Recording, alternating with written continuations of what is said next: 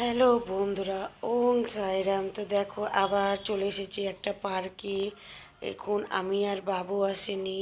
আমি বাবু, বৌমা, ছেলে, নাতিকে নিয়ে চলে এসেছি ইনফিনিটিস অ্যাডভেঞ্চার রিসর্ট পার্কে চলে এসেছি। নামটা অনেকটাই বড়, বাট এইখানটায় যখন আমরা আসি তখন পার্কটা পুরো কমপ্লিট হয়নি। তো তারপরে এখন এসেছি, পুরো কমপ্লিট হয়ে গেছে। তো ওদেরকে বেশি দূরে তো নিয়ে যেতে পারবো না, ওর জন্য নিয়ে এসেছি। আমার বাড়ির থেকে বেশি দূর নয়, যেহেতু ছেলেটা বাচ্চাটা ছোট, ওর জন্য কোথাও নিয়ে যেতে পারিনি। ভেবেছিলাম দূরে গেলেই ঠান্ডা, বাট ওদেরকে ওর জন্য ওই ধারে নিয়ে যাইনি। এটা কাছে আমাদের বাড়ি থেকে, ওর জন্য ওদেরকে এখানেই নিয়ে এসেছি। বাট খুব সুন্দর, এখানে সুইমিং আছে, আরও অনেক কিছু। প্রচণ্ড গরম ছিল, বেশিক্ষণ থাকতে পারিনি, যেহেতু বাবু প্রচণ্ড কান্নাকাটি করছিল ওর জন্য। এই যে উপরে দেখো সাইকেলও করে যাচ্ছে, বাট ছেলেকে বলেছিলাম ও চাপতো, বাট কেন চাপেনি, এত গরম থাকতে পারছি না আমরা, তো বাচ্চা কী করে থাকে। ওর জন্য বেশি ঘুরতে পারিনি, হালকা 1 ঘন্টার মধ্যে ঘুরে ওখানেই খাওয়া দাওয়া করেছিলাম, তারপরে বাড়ি চলে এসেছিলাম। তো এখানটায় খুব ইচ্ছে ছিল সুইমিংয়ে নামার, বাট বাবু ছোট, এবার বাবু থাকছে না। তো আমি, ছেলে আর বৌমা নামতাম।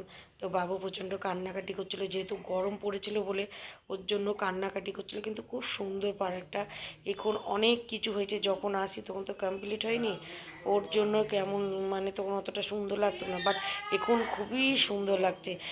থাকতাম সন্ধে পর্যন্ত থাকতাম।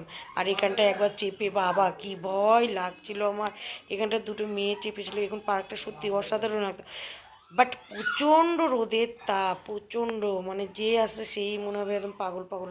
সবার মুখে একই কথা, প্রচণ্ড গরম প্রচণ্ড গরম।